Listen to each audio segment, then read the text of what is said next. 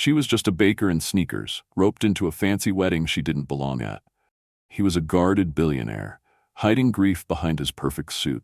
But when Emma handed Damon the wedding rings, a spark ignited that neither of them could ignore. What began as a favor turned into a whirlwind of passion, secrets, rooftop promises, and a love story that could rewrite both their lives forever. Who really saved who? Watch until the end to find out. Where are you watching from? Drop your city in the comments and subscribe for more unforgettable love stories like this one.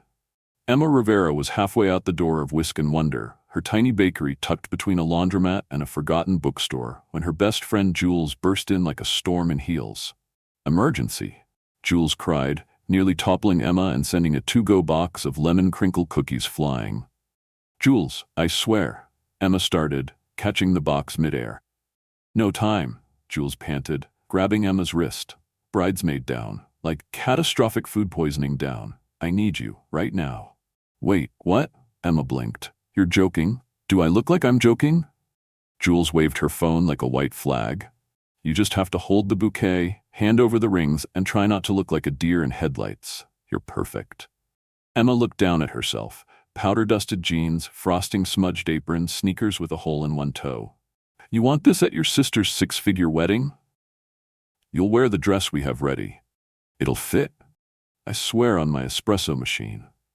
Before Emma could say no, Jules had shoved a garment bag into her arms and was herding her toward a black car idling at the curb, muttering about Bluetooth headsets, flower arrangements, and a bridal suite meltdown.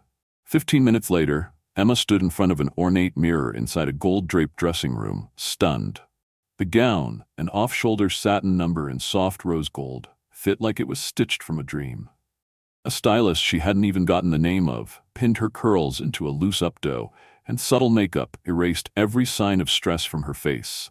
She barely recognized the reflection staring back at her. "This is a bad rom-com," Emma mumbled, smoothing the dress.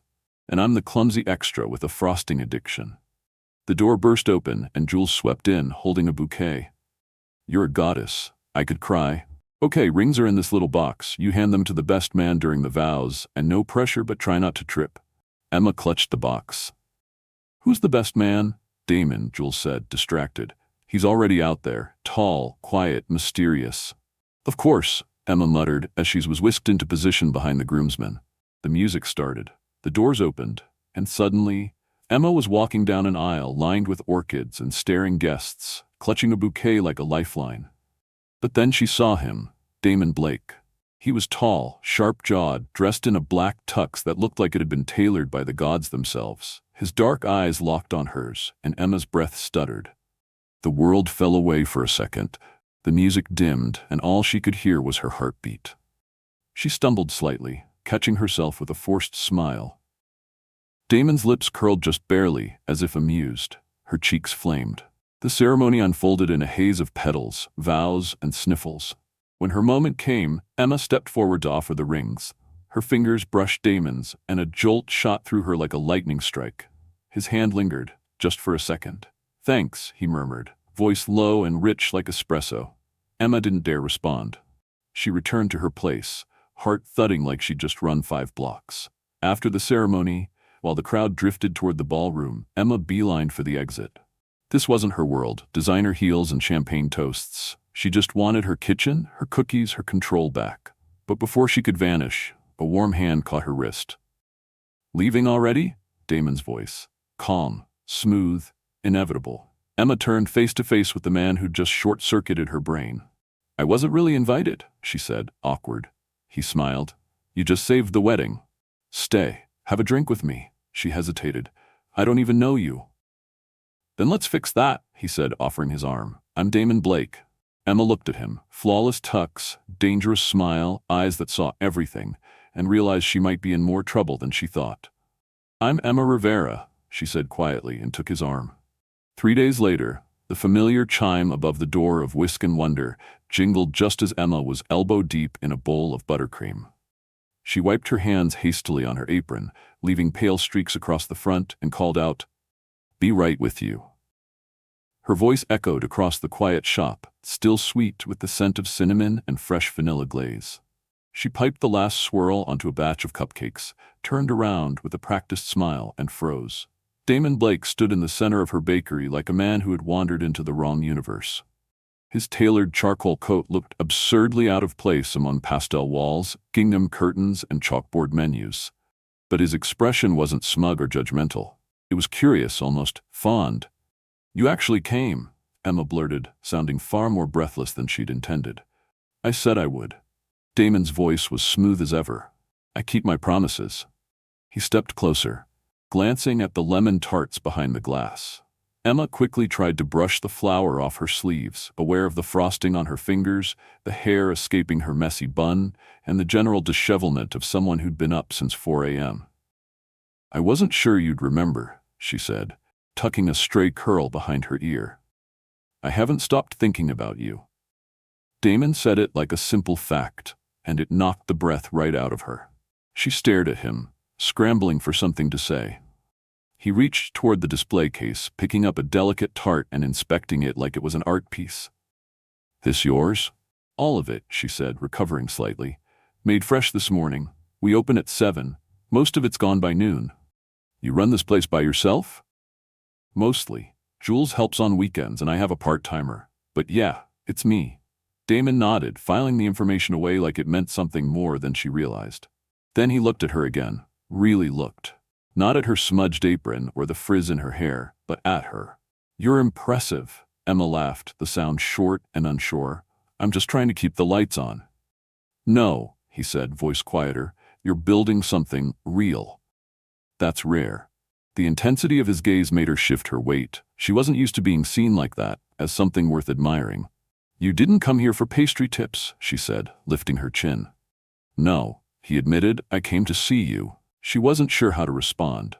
Part of her wanted to be flattered. The other part wanted to bolt. "I don't date customers," she said, aiming for teasing but landing closer to defensive. Damon's smile widened. "Then I guess I'll just have to come back tomorrow." "You're persistent." "You have no idea." Before she could reply, the bell above the door jingled again, and an older woman entered with the scent of rain and the sound of wet boots. Emma straightened, slipping back into shopkeeper mode. "Can I get you anything?" she asked, stepping toward the counter. "Yes," Damon said softly, not missing a beat. "Dinner." She turned back, certain she'd misheard. "What?" "Tonight, 8 o'clock. I'll pick you up here." I have early mornings. I'll have you home by 10. Scout's honor." "You were a scout?" "Not even close," he said, chuckling. The woman behind him cleared her throat, reminding Emma there was still a line. She sighed, torn between every instinct screaming caution and the part of her that hadn't stopped buzzing since the wedding. "Fine," she said before she could second-guess it. Damon's face lit up. He reached into his wallet and pulled out a sleek black card, sliding it across the counter. "In case you change your mind or want to call and tell me what you're wearing so I can match." Her cheeks burned. She picked up the card silently and tucked it under the register. "See you tonight, Emma Rivera," he said with a wink, and turned to leave, the door swinging shut behind him as if punctuating the moment. Emma stared at the space he'd just occupied, her heart hammering. What had she just agreed to? The rest of Emma's day passed in a blur of burned scones and misplaced receipts. She wrote "Happy Anniversary" on a birthday cake, spilled an entire tray of raspberry glaze, and had to remake a batch of croissants after forgetting the salt. Her hands were steady, but her mind was spinning. At exactly 6, she flipped the closed sign and locked the door behind the last customer, heart pounding like it was trying to escape her ribcage. She had nothing to wear. Her nice dress was a navy number she usually saved for job interviews she never got, structured, plain, and hopelessly boring. But with no time to shop, it would have to do. She slipped it on, pinned her curls up the way Jules had taught her, and dabbed on the lightest layer of makeup she could manage without smudging it all over. It wasn't glamorous, but it was her best. At 7:55, she stood outside Whisk and Wonder, arms wrapped around herself as a sleek black car glided to a stop at the curb. A sharply dressed driver stepped out and opened the door. And then, like a scene straight out of a fantasy, Damon emerged. He wore a tailored suit in deep charcoal, a soft scarf draped effortlessly around his neck. When his eyes found hers, he stopped, really stopped, and something softened in his face. "You're stunning," he said, his voice low and real. Emma flushed. "You clean up pretty well yourself." He grinned and offered his hand. She took it, letting him help her into the car, trying not to think about how steady and warm his grip was. The city blurred past in streaks of light as they drove, her nerves flickering with every passing second. "Where are we going?" she asked, fidgeting with the hem of her dress. "You'll see," Damon said, reaching over to gently still her hand.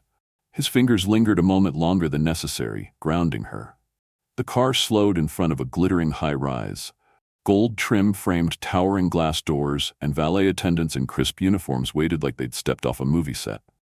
Damon helped her out, and she blinked up at the building.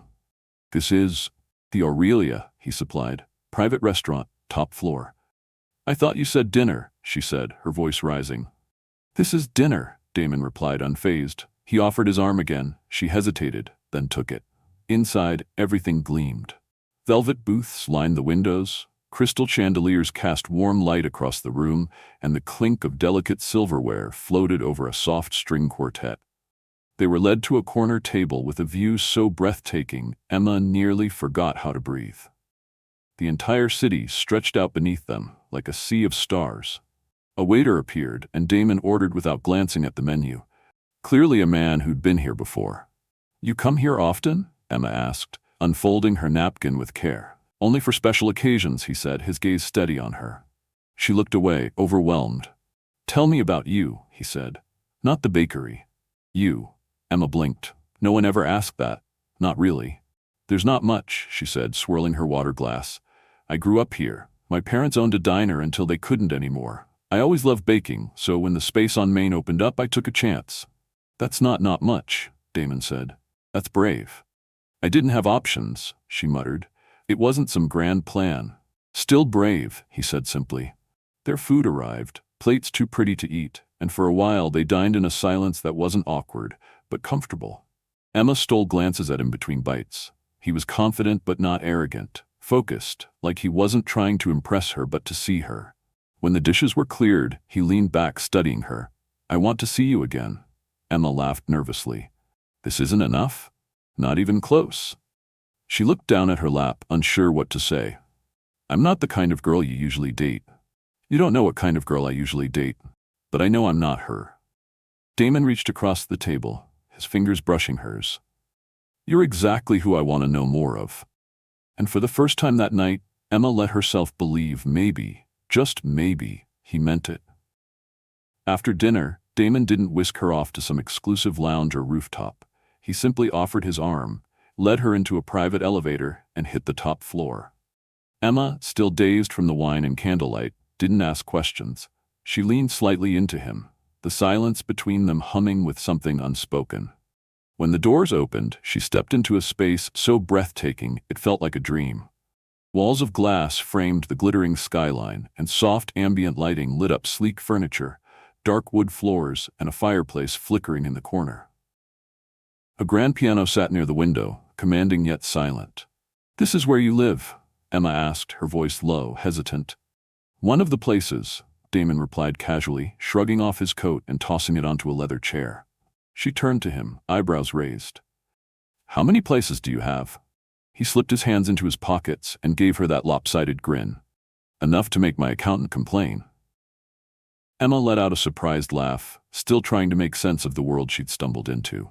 Damon Blake, the mysterious best man, wasn't just successful, he was wealthy, discreetly, impossibly wealthy, and yet, he didn't act like it. "You don't seem like the kind of guy who," she stopped, unsure how to finish. "Gets everything he wants?" Damon offered, his tone more guarded now. She nodded. "Exactly." He walked to the window and stood in silence for a moment, the city lights reflecting in his eyes. "I learned a long time ago that the things that matter most can't be bought." Emma joined him by the window, feeling suddenly small in the vastness of it all. "You said you had something to show me," she said, needing to break the tension. Damon turned, walked to a side cabinet, and retrieved a small, flat box. He handed it to her without saying a word. Emma hesitated, then opened it carefully. Inside lay a delicate silver necklace. The charm was shaped like a cupcake, tiny, intricate, unmistakably her. Her breath caught. You didn't have to do this. I wanted to, Damon said softly, to remind you that what you've built matters. You matter. She looked up at him, emotions churning too fast to name. It was just a necklace, and yet it wasn't. It was him seeing her, not the baker, not the dress-up bridesmaid, but Emma. This is a lot, she whispered. It's just a necklace, he said, stepping closer. What's happening between us? That's the real risk. She set the box gently on a table. You barely know me. I know enough, he replied, his voice steady. I haven't stopped thinking about you since the wedding. You light up a room without trying. You make me forget every reason I ever had for keeping my distance. Emma's heart thudded painfully in her chest. People must always want something from you. They do, Damon said. But you didn't. You treated me like a person, not a prize. She swallowed hard. Maybe I'm still trying to figure out who you are. Then let me show you. He led her to the piano and gestured for her to sit. Can you play? She asked, skeptical. A little, he admitted, sitting down beside her. He began to play a soft, uncertain tune. Nothing polished or flashy, just notes gently falling into place. It wasn't perfect, but there was something raw in it, something vulnerable. My mom made me take lessons, he said quietly. Said every man should know how to create something beautiful. She died when I was 15. Emma looked at him, her throat tight. I'm sorry. She taught me something, he continued. Nothing lasts forever. You have to fight for what matters. The music slowed, then stopped. Emma stood, needing space. Damon followed. I'm not good at this, she said, voice trembling. I don't trust easily. Neither do I, he said, but I trust you. She looked at him, heart in freefall. I can't promise anything. I'm not asking for forever, Damon whispered. Just a chance. Emma hesitated, then nodded once. Relief bloomed in his expression as he cupped her cheek and kissed her. It wasn't careful, it was real. And when they finally pulled apart, he whispered, Stay. Her heart screamed yes, but reality tugged harder. I have to open the bakery tomorrow. Damon nodded, stepping back. Then let me drive you home. She said nothing, just took his hand. And in that quiet, steady grip, she realized he wasn't just offering a ride. He was offering the start of something that might actually last. The morning sun streamed through the bakery's front windows, catching on the glass display case and casting golden light over trays of freshly baked muffins. Emma adjusted her apron and wiped down the counter for the third time, her eyes flitting to the door every few minutes. It was just after noon, past the morning rush, and the quiet felt louder than usual. She told herself she wasn't waiting. She told herself she didn't care. But when the bell above the door finally chimed and Damon stepped in, her breath caught anyway. He wore a navy sweater over crisp dark jeans, casual but effortlessly elegant, and carried a small box in one hand. His eyes locked on hers the moment he entered, and the smile that bloomed across his face was warm enough to melt the butter in the croissants. You busy? He asked, setting the box gently on the counter. Always, she said, tossing her cleaning rag aside. But I can make time. I have a proposition. She folded her arms, raising an eyebrow. That sounds dangerous. Maybe, he said, his grin widening. But hear me out. Emma leaned on the counter, watching him closely. There's a charity gala tonight. My original date bailed, and I need someone who won't try to pitch me a business idea between the salad and the entree. She tilted her head. And you thought of me? I thought of the woman who told me not to buy a lemon tart because I looked too polished to appreciate it. Emma laughed. Guilty. I know it's short notice, he said, but it's black tie. I have everything arranged. You just have to show up and let me steal the spotlight. I don't exactly have a gown lying around, she said, eyeing the box. Handled, Damon replied, tapping it. Dress, shoes, everything. And before you argue, no, you don't owe me anything. I just want you there. She exhaled slowly. You don't play fair. I don't, he agreed. But I play to win. Emma opened the box with cautious fingers, peeling back the tissue paper. Inside was a sapphire blue gown, sleek and understated, the kind of dress that made you stand taller just by touching it. A matching pair of heels rested beneath it. This is beautiful, she whispered. So are you, Damon said, his voice low. She closed the box quickly, her heart fluttering. Where's this gala? The Cresmont Hotel. 7 sharp, I'll pick you up. She nodded once, still processing everything. Okay, I'll be ready. Later that evening, Emma stood in front of her mirror, nerves tightening every muscle. Jules had stopped by after her shift to help with her hair, pinning it into a soft twist and calming her with steady hands and quiet encouragement. When Damon arrived, he didn't even try to hide his reaction. His gaze swept over her slowly, like she was something to be studied, not consumed. "You look," he began, then shook his head. "There's no way anyone else will be noticed tonight." Emma blushed, but smiled, letting him help her into the car. The ride was a blur, city lights rushing past, his hand resting on her knee, grounding her every time her thoughts threatened to spiral. When they arrived, cameras flashed like strobe lights, and Emma instinctively tightened her grip on Damon's arm. "Ignore them," he murmured, steady as ever, guiding her through the entrance and into a ballroom that looked like a modern-day palace. Crystal chandeliers sparkled overhead. Waiters glided past with trays of champagne. An orchestra played something elegant and low. Emma clung to Damon's side, suddenly aware of every stitch of the dress, every curl of hair. "You're doing great," Damon said, squeezing her hand. They danced once, a slow, sweeping waltz. Damon moved like he'd done it 1,000 times, and Emma let him lead, their bodies falling into rhythm more easily than she expected. "You're full of surprises," she murmured. "So are you," he said. "I never thought saying yes to a wedding favor would lead me to you." Emma laughed softly, the sound swallowed by music and chandeliers and something else, something that felt a lot like falling, and for the first time in a long time, she let it. Life doesn't always unfold the way we plan, and sometimes that's exactly where the magic lies. Emma never intended to crash a wedding, fall in love with a billionaire, or have her small-town bakery become the backdrop of a once-in-a-lifetime romance. But what her story teaches us is this. When you show up for others, when you take chances even in uncomfortable shoes and frosting-stained aprons, the universe often shows up for you in return. Damon, despite his wealth and walls, was searching for something real. Someone who would see beyond his title and into his heart. Emma didn't try to impress him. She didn't play games. She was unapologetically herself, and that's exactly what made her unforgettable. This story is a reminder that vulnerability is strength, kindness is power, and true connection doesn't care about social class, designer gowns, or perfect timing. Love finds us in the chaos, in the places we least expect. And when it does, the only thing we need to do is let it in. So wherever you're watching from, remember this: your ordinary can become someone else's extraordinary. And your next chapter could start with a single yes. Tell us, where are you tuning in from today? Drop your city or country in the comments. And don't forget to subscribe to the channel so you never miss another beautiful story like this one.